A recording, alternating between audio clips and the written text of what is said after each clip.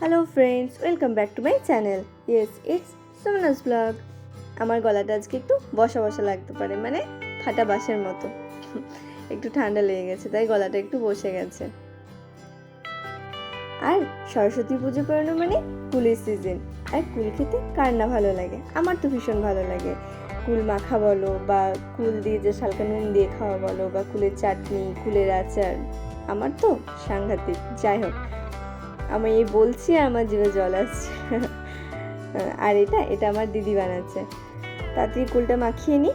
আর না বেশি কিছু দিইনি, জাস্ট একটু কাঁচা লঙ্কা, একটু না অনেকটা কাঁচা লঙ্কা, আর নুন আর চিনি, পরিমাণ মতো নুন, পরিমাণ মতো চিনি। আর এই গাছের, মানে এই গাছটা না আমাদের গাছের কুল।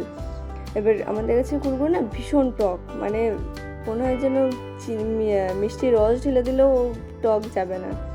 যাই হোক, তারপরে বেশ জমে গেল, সবাই মিলে একটু করে খেলাম। আর এই যে মাখাচ্ছে, ওফ, কে খাবে তাহলে চলে এসো। তাহলে আজ এই পর্যন্ত, আমরা কুল মাখা খাই। ততক্ষণ টাটা, বাই বাই।